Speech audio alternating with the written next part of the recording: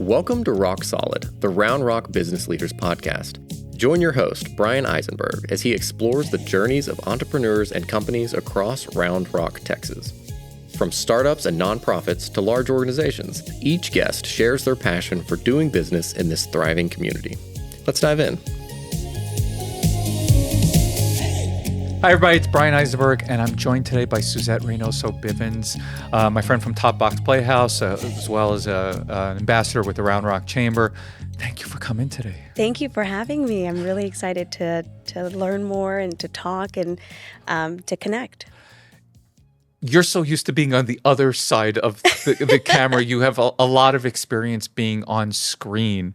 Let's kind of talk through that background, and then we'll kind of bring it to where you are today. Absolutely. Well, my background is in television, news journalism. So I was a news anchor, reporter. I worked in radio, TV. I've done films. And so just all multimedia. And you recently did a film as well. I did in February. Yeah. So we filmed in California, and it was really fun to be a part of. In that movie, it's called The Masquerade. It should be coming out on Prime, on Amazon, and Apple TV. Oh, that's awesome. Yeah. So you left the film career. You came back to Texas, and you have started a couple of businesses. I want to definitely touch on that in some of your entrepreneurial journey. You're a new mom that kind of inspired that business background too. But I want to start off with a comment that I don't think I got a chance to share with you yet. But we had a guest here on the podcast who joined you for the Round Rock Chamber Startup Day. And he was telling me how anxious he was to follow your presentation because you are such an amazing storyteller. Oh, well, thank you.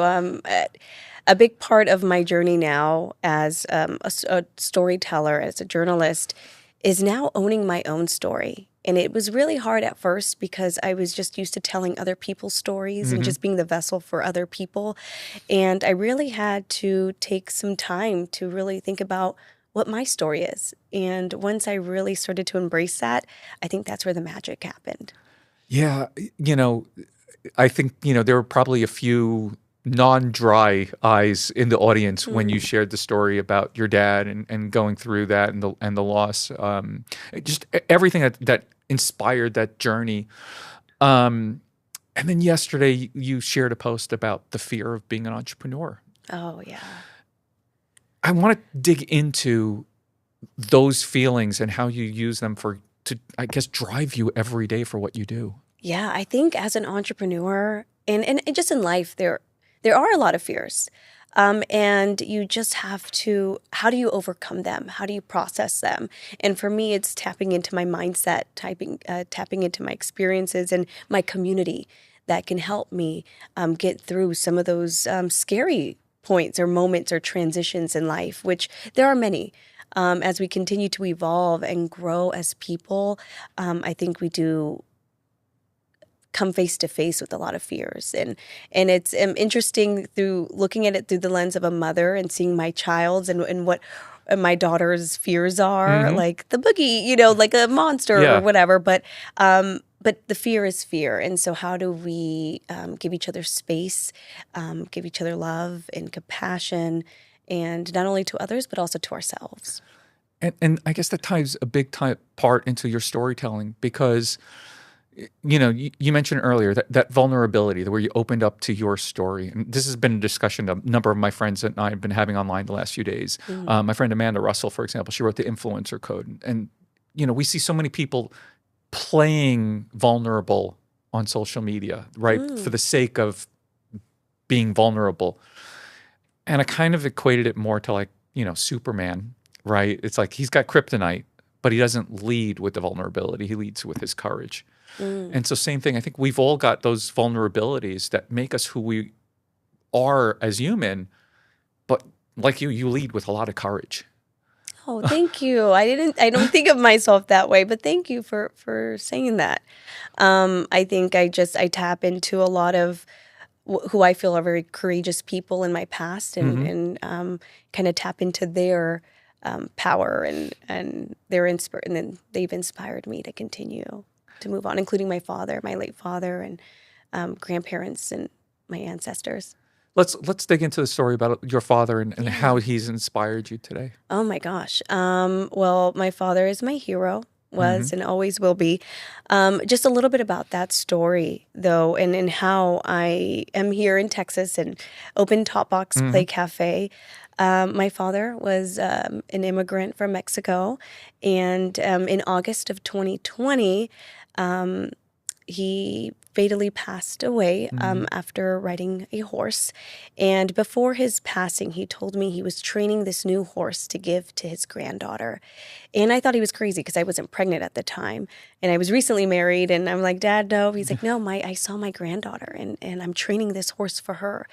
And he passed away. He fell off training the horse. And that week that he died, I found out I was pregnant with his granddaughter. And even just today, she's 4, and she still talks. She talks about him, and it's because I don't stop talking about him. And we tell stories, and she's like, "Oh, I love my abuelo en el cielo, my grandfather in heaven, and I miss him." And so it's just I do believe there was a connection that they had before me, and he inspired everything that I do and everything that I am. So. That was like his final farewell, his last ride, but we keep on going through and remembering him for that. Is he part of what's giving you that work ethic? Because here you are, a mom, business owner, second business owner. You've got your online tribe. I mean, you seem to be doing it all and still finding time to relax and do family things. So how? You don't do it alone. I don't do it alone. So I have an amazing partner, my husband. He's at Tot Box right now so that I could be here. So I think that is a big thing too, that when you see a mom out there chasing her dreams, it's because she has a lot of support. And so I'm really grateful for my husband and my family and friends that we all are building our little tribe and community and supporting each other. That's what it's about. And when you came for the startup day, you brought some of that tribe with you and some of that tribal energy and of course your little bear as well. What was the decision to open up Tot Box? Like, obviously, I know you had a daughter, and you shared some data as well as to how important it was. And I'd love for you to kind of dig into that a little bit. So, I mean, research shows that maternal mental health is a very, very serious thing, especially for new mothers. And a lot of new moms feel alone. And that's not just in our head. There's actual statistics that prove that. And so when I was going through my journey, and I had moved away the same month that my father passed away and moved from California to Texas, and I didn't have my tribe, and it was on the backdrop of the pandemic. And I had my daughter, and I had no idea what I was doing. I never was a mom before. I was in a new place, and so there was a lot of feelings there, and I needed a tribe. I needed people. I needed community. That's when I really realized it for the first time, and especially when you don't have it or can't access it. Correct. And so throughout my journey, I realized that we needed a space, a special space for moms, for children, not only children, because we're always going to go out and do it for them. There's, plenty of spaces, but there aren't really spaces that are directly catering and focused on mothers or families as a unit. And so that's what I wanted to make sure that I pour into the mothers. And I also am intentional about the programs or the events that we have that make it inclusive. Yeah, beyond the birthday parties as well. Yes, which are we a lot of have fun. a lot of fun birthday parties and a lot of delicious coffee and fun playtime. But beyond that, we have mom groups that meet up and health and wellness groups, and intentionally partnering with nonprofits that can come in and offer and just extend resources. So let's talk about who's the typical person who comes into Tot Box? Typically, we have parents, grandparents, moms, dads, nannies. But the bulk of our clientele are moms with children who are anywhere between 10 months to 4 or 5 years old. And that those are our clients.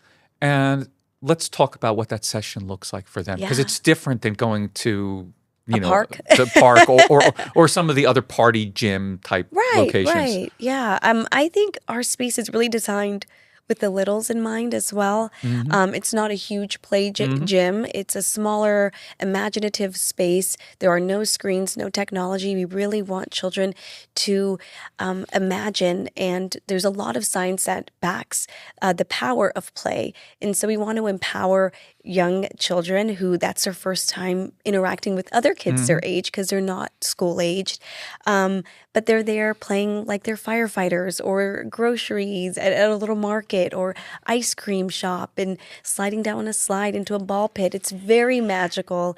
And yeah, and then we have a bubble party that's sensory, and we turn up the music, and it's a lot of fun. And moms, we designed it in a way that no matter where you are, you can see your child, and moms can enjoy their specialty coffee or tea. And some delicious snacks as well. Snacks. We make fresh mini pancakes made to order. And we just really want to provide a special, unique experience that you can't get anywhere else. I've been into the place, and it's definitely not like any other I've been to. I mean, of course, my kids have grown up a little bit since then, but it definitely feels different. The energy is way more calming than getting kids to burn off energy. It just feels different. Oh, thank you. Yeah, we want to create a safe, welcoming space where everyone feels seen, celebrated, and loved. And that is also part of the design of the space. We have "You Are Loved" in bright letters on the wall, and we have a sprinkled wall it's a celebration. So that's something that we are intentional about and we love doing. Now, when you're at the pitch day, first I kind of want to go backwards a little bit. What made you decide to do the pitch competition? I heard about it. I thought it would be a great experience. I'm notorious for putting pressure on myself, of turning up the heat on myself, and I like to show up even when I think I'm not ready, and that really just gives me the fire to show up and continue to just share the message, and I think it was just validation that even though we didn't win the pitch, but it was still. I was just grateful that we were able to tell our story and to connect with other people, and hopefully other people can learn about what we do and come and experience it. What was the most valuable part of that pitch competition for you? Like, the feedback maybe from the judges, the audience. What did you take away from after your pitch? Honestly, it's know your financials. So it's not just on Shark Tank. It's just not on Shark Tank. Yeah, it's just you have to be on top of everything. And so there was definitely some areas that I know that I needed to improve on because of that. And so I'm so grateful for the judges and their input and their insight. And I can take that back with me and keep working. And you and your husband started a second business as well. Yes, we did. Let's talk Clean about Way that. Waste Management, a portable restroom solutions business here in servicing all of Central Texas. What made you decide, from potty with little children to from porta party potties? to potty? Yeah. That's funny that you ask, because I don't think I've told anybody this. But a year ago, well, it was about mid-August. Another crazy story. A car ran into Tot Box. And this is also another crazy story because my husband and I prayed. We're prayed over our building many, many times. And our AC went out the day before the accident. And we had no idea. It was the middle of the Texas heat wave. And we were having parties and we had all these things happening. And all of a sudden, our brand new AC system went out. Wow. Had no idea what happened. The AC people came out, HVAC. They said, I don't know. We have to call the manufacturer. And of course, we were upset. The next day, we had to close because it was 100 degrees. Yeah. It was pretty much a sauna in there. And we were just wrapping some things up. We had just drove off, and we got a call. Not even 5-10 minutes after we left, that a car was in the middle of our playground. Wow. And it would have been while we were open had it not been for our AC mysteriously Going out. And that's still kind of a little mystery because the HVAC there, Yeah. they said this was like the weirdest thing. This has never happened. So I think there was just a lot of protection over that. And so when that happened, I mean, it was a lot of emotions, a lot of relief that Nobody was there. Nobody was there. But it was a lot of pain because it was something that we poured so much into, and it just like that. And it was a 80-year-old driver, had a medical emergency, blacked out while driving. He was luckily okay, walked away with no injuries, but it was just a big shock to us. Like, it can be something that we didn't even do, but it's gone. And so that really impacted us. So we're like, what do we do now? And of course, we were going to work on reopening, but that also just gave us a little bit of it was a little traumatic. So I went to some chamber. That's when I really started getting involved. I had my schedule opened up. So I said, I'm gonna tap into the business community. And I started going to some of the events hosted by the chamber. And that's when I heard a speaker talk about the porta potty industry. And it was just like really quick. Yeah. He was like, there's these businesses, they're $1 million businesses, or this, that, portable restrooms. And I said, wait, what? Yeah. Wow. My husband and I did some research, and that was a couple months ago, and now we're out having our routes. So I think it really came from a pivot of, okay, what do we do now? Because this is kind of scary. Yeah. And we found a very boring, unsexy businesses. Very unsexy business, but it's essential. And I would do anything to not work for anyone else. Well, as an entrepreneur, you've seen my book, The Rice and Beans Millionaire, and that the line, "The Rice and Beans Millionaire," is from my brother and I joking around all those years, saying we just need to find the rice and beans business. Right, it's just not sexy. It just makes a lot of money. Right, and it's like it's kind of crazy. But what are some of the lessons that you can share with entrepreneurs in the community? Because you've really turned business quite successful from what we've heard, at the pitch competition in such a short amount of time. We've been open a little over a year. What are some of the big lessons to make such an impact in the community? A lot of lessons. Yeah. A lot of lessons.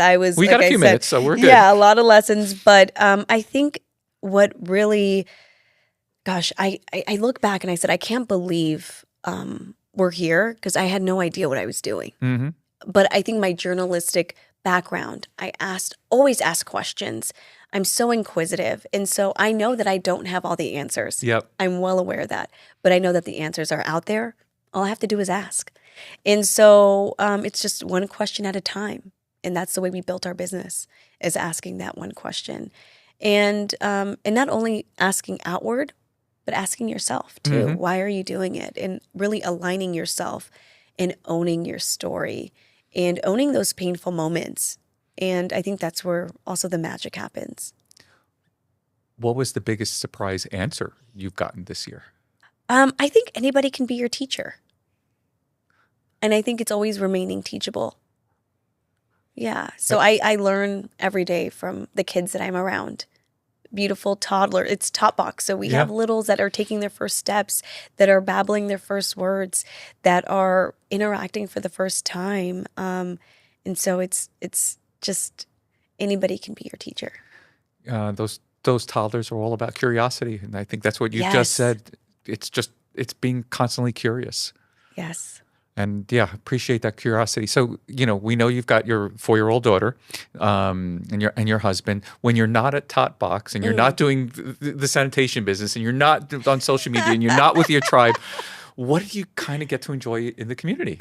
In the community, I think so. I love, when I was a news reporter, what I loved about being a news reporter was I would go into these new cities and I would explore it through that lens of a storyteller, of a journalist. And so now as a content creator, I have a digital media company and I work with brands and businesses. And so I love being able to go, and it's work, but it's also fun. And I love to, as a serial entrepreneur, is being able to intertwine that is my work is fun and creating this lifestyle. And so I love going out and exploring and finding new places and creating content and sharing it.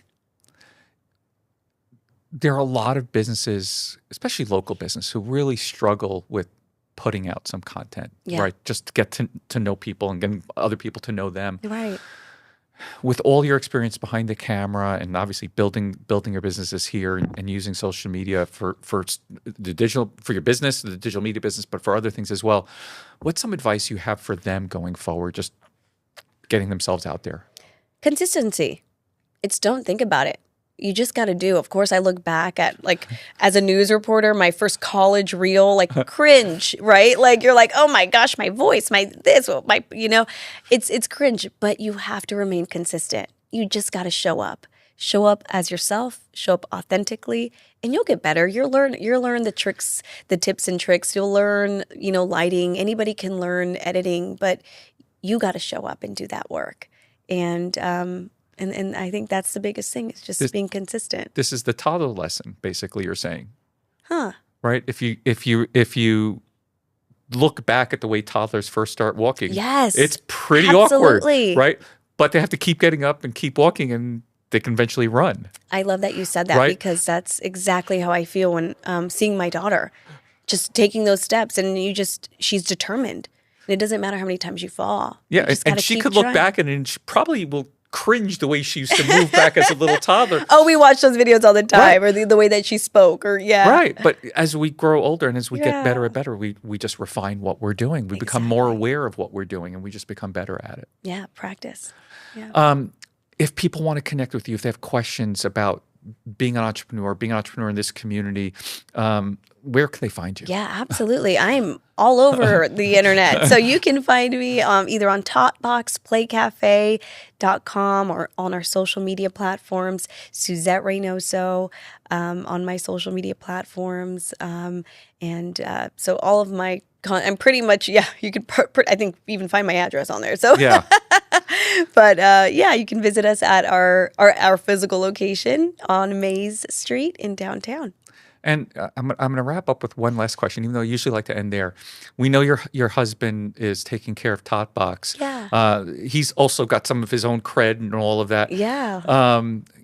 How would you give him a shout out about what he does every day as an entrepreneur in your businesses? Oh my gosh, he's Mr. Fix It. He's awesome. Crawling into the little spaces and cleaning you up. saw it. Yeah, and he's 6'4", so he's like really tall, and he is able to crawl in there. But no, he is such a dynamic, loving person, and I wouldn't be here if it weren't for him, for believing in me when I didn't really believe in myself. And I think we just work really well together. I'm the ideas person, and he's the, financial, like, let's see if we can really make it happen.